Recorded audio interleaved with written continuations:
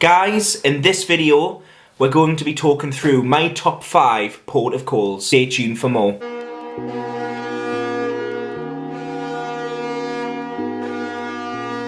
Guys, hello and welcome back to the channel.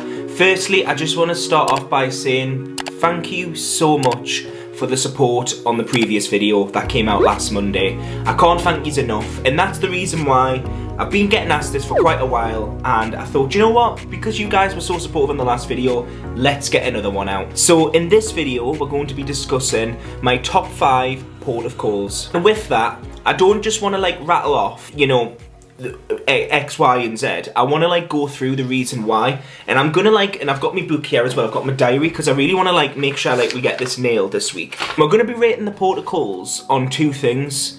Things to do at the port, that obviously is a big thing, and then port and convenience. So I really want to talk through like why I've put these in the order that they are, and some of these might come as a shock because they're not going to be everyone's favourite ports, but they're my favourite ports. Bearing in mind, guys, I've actually only visited 10 ports, so obviously my options were quite limited. But guys, yous let me know, what are your top 5 port of calls, and the reason being, and if yous can, explain the reasons why you've picked it based on things to do and port of convenience. However, before we go into this, if you haven't subscribed already, guys, please make sure you hit that subscribe button. It helps me massively, and then it obviously helps you guys know when my videos are going live. And if you haven't already, have I already said subscribe? Yeah, if you haven't liked this video yet, make sure you give that like button, because that also helps me massively. Now let's get things going. We'll start from number 5 and work our way down. My 5th port, so it's not my least favourite because obviously I've been to 10, so there's 5 that's been missed out, but my 5th port is Rome. Now I know some of you might be thinking, oh, Rome, I thought that would be higher up on your list, but there's a couple of reasons why it is rated so low. Firstly, on things to do, let's be fair, there is so many things to do at Rome. I'm not going to sit here and go, oh well, there's not much to do at Rome, because you guys know I'd be lying. There's so much history to see at Rome. You've got the Colosseum, you've got the Trevi Fountain, you've got Vatican City, couldn't think there. Me and Con and Stevie are huge, and I mean absolutely huge, Da Vinci Code fans. We love the whole series, you know, the Dan Brown series is with Tom Hanks, and the books. We're massive fans, and we love the movie. Is it the first one, or is it the second one? Yeah, it's the second one when it's set in Rome. Oh my god, just walking around Rome and seeing things. It's one of the main reasons why I love Paris so much, because of the first movie, and then obviously going to see, and then obviously going to Rome and seeing there and seeing Vatican City and things. I just absolutely love it. Let me know, guys, if you've seen that movie. The reason why I've had to rate Rome number 5, you guys know where I'm going with this, and if you don't, then yeah, it's the port and the convenience. It is pretty bad. I'm not gonna lie, you're looking at least an hour and a half. We waited 2 hours to get from your ship to actually Rome itself, because it's, you know, you know any other port. And it takes a lot out of your day. We had to get up at like 7 in the morning on the bus, and then you come back at like 3, 4, because obviously you have to get back to the ship before it sets sails.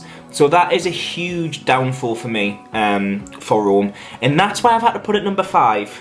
Let me know, guys, would that be your number 5? Number 4 is a strange one, and I actually can't believe I put this as number 4 myself, but it is Valletta. Now, Valletta was our starting port. This is where we set sail from. Firstly, with Valletta, I think there's so much to see in doing Valletta that it's a brilliant port. If it's not your starting port, I highly recommend getting off. There's plenty of things to do. There's loads to see. There's a lot of history in Valletta, and it's also Malta, and Malta's a tiny island. And to be fair, if you've got an excursion booked, or even if you just order a taxi, you can get around and see quite a lot in Malta itself, not even if you don't want to explore Valletta. Me and Stevie spent 24 hours in Valletta, because we started there and then we stayed overnight in a hotel before we got on the cruise, because I really want to explore Valletta, and it was brilliant. Port and convenience, wow, the port is in the centre of Valletta. So you get off the ship and you're right into the action of the Valletta city centre. Well, is it a city? You know what I mean. It's the capital, actually. Valletta's the capital. You're literally in the centre. So yeah, highly recommend Valletta. It is brilliant. Let me know, guys, what your thoughts are on Valletta. I can't really say anything bad about Valletta. It is just, the only reason it's rated 4th is because there's so many more better ports below, but it's still a brilliant port, and if it's on your itinerary, I highly recommend it. Number 3, oh that's 4. Number 3, Florence and Pisa. Oh my god, did we have an amazing day at Florence and Pisa. And this would have been higher up the ratings if it wasn't for one thing. But and I think you probably already know if you've been there, you know where I'm going with that one as well.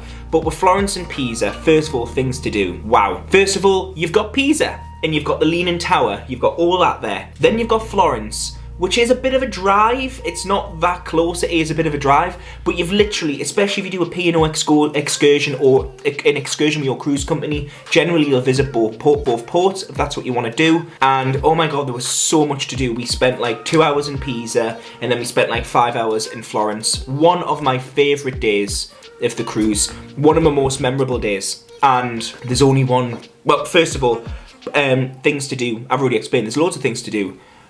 Port and convenience, it's not ideal for Florence, but it's ideal for Pisa because it's really close. But because there's so much to do, it has to go higher up in the ratings. Guys, you let me know, where would you put Florence and Pisa in this? Is this one of your favourite places? The main downside for me for Florence and Pisa was the worry of pickpocketers, and we kind of like got warned so much by our cruise company. Firstly, they kept telling us, be very careful, there's pickpocketers, be very mindful, be careful what you do. And even on our excursion, our tour guide was saying, watch that lady, she's a pickpocketer, watch him, watch her, watch him. And me and Stevie were just so worried about pickpocketers for the whole time we were in Pisa. It kind of limited our experience. I'm not joking, Florence and Pisa could have been number 1 for me, it was that good. But I've obviously had to bring it back because of just that generally. But yeah, that's what I put number 3. Guys, let me know what's your thoughts on Florence and Pisa. Number 2 is Venice. OMG. I am so gutted that you can't sail into Venice anymore. I'm chuffed for one thing for the environment of Venice, but also I'm gutted because I'm just so glad actually that we were able to sail into Venice, and I got it on footage, and we were able to sail out of Venice with the whole night sky. My god, Venice, wow. Wow, and it's such a shame what's happened to Venice with everything that's happened due to the pandemic. And my heart goes out to every single person in Venice, because Venice is just such a beautiful place. And for things to do, guys, there's so much to do. There is so much to do in Venice. You could literally spend a week in Venice, I reckon, and you would still have things to do. It is amazing. We were very fortunate on our cruise. We got off the ship, we were the first ones off. We got off at like 7:30 in the morning. We didn't have to be back on the ship until 7 at night. So we got a full 12 hours in Venice. And I don't know why, I don't know if it was because it was Venice and they allow us more time, but that 12 hours was just unbelievable. And we used that full 12 hours as well. You would have seen on the vlog actually me and Stevie waving out as we were sailing out. And we need to get dressed, and I kept saying, we need to get dressed, we need to get dressed. It was formal night on the night we were in Venice, and we had to get dressed. And we were too busy looking at the view on the balcony, where I just was quite happy just to miss food for that night. Based on port of convenience as well, you guys know the port of convenience is Venice. You sail directly to Venice, you sail into Venice and you sail out. So for port of convenience, it's brilliant. The locals obviously aren't a huge fan, and we were pre-warned before going that the locals weren't the biggest fan of cruise ships, obviously because of what it does to the local environment, and I totally understand that. I'm just so pleased that we managed to experience it, because everyone kept telling me, you know, even when I booked the cruise, they kept saying to me, oh my god, you're going to sail into Venice and you're going to sail out, it's amazing. And I'm just so pleased we managed to do that, because it was amazing. Let me know, guys, have you sailed in and out of Venice? And would Venice be your number 2? Now this one is not going to be number 1 for everyone's list. I know it's not. It is for me though, because I was just blown away. It was our first port of our cruise. It was our first cruise. First port we arrived at was Dubrovnik. And wow. And that's my number 1, Dubrovnik. Dubrovnik, first of all, for things to do, you've got the old town, which is just absolutely stunning. It really is stunning. It honestly is. I was blown away by Dubrovnik, and I thought, wow. Because Croatia has never been somewhere that I've ever wanted to visit. Con's grandparents used to own a house in Dubrovnik. And yeah, I just, it was never somewhere that I was really interested in. It was just like, Dubrovnik, where's Dubrovnik? I've heard of it. When I visited there, oh God, I was blown away. The guys, you let me know, the scenery, everything there was just absolutely stunning. I felt like I'd sailed into Scotland on a nice hot summer's day, because that's what it was like. The scenery was just incredible. That's the reason why I want to do the Norwegian fjords, because I think that would be the same. But it was just the scenery, everything, the little islands, it was just amazing. The old town was brilliant. A weird thing happened on that day, and I don't know if it's even in the vlogs, but there was a car crash, and we were told, we were given a time, we got a free shuttle, to the old town, we got a free shuttle back, which was also a plus, because we had a free shuttle, which didn't cost us a penny to the old town. But then there was a car crash, and because of that car crash, a road was closed for about an hour. And what actually ended up happening is we went back to our cruise company, who we were with at the time was P&O, and the lady had said, all the buses are being pushed back, come back in an hour. So we actually had an additional hour. So rather than having to be back, I think we had to be back for 4 o'clock. We got an additional hour. Or was it 3 we had to be back? We basically had about 6-7 hours in Dubrovnik, and I honestly, I can't wait to visit that again. I really can't wait to visit that place again, and I want to take Con there because I know he would love it. Secondly, port of convenience, ideal. The port is in Dubrovnik, so you literally get in. You have to get a shuttle outside of it, or get obviously an excursion, because you can't like walk around the port there. So you have to do like an excursion, or you get the free shuttle into the old town. Like I say, it was absolutely amazing, and I can't wait to visit there again. And even just talking about this with you guys makes me want to go on a cruise again. You guys will have to let me know, can you not wait to go on a cruise again? I know that's a silly question, because I know if you're probably watching this, you are probably eager to get on a cruise again. I'm in 2 frames of mind in regards to whole cruising at the moment. I want to get on a ship, but only when it's safe. But just talking about this with you guys makes me so excited for mine and Stevie's, or mine and Con's, or mine and my whole entire family's next cruise.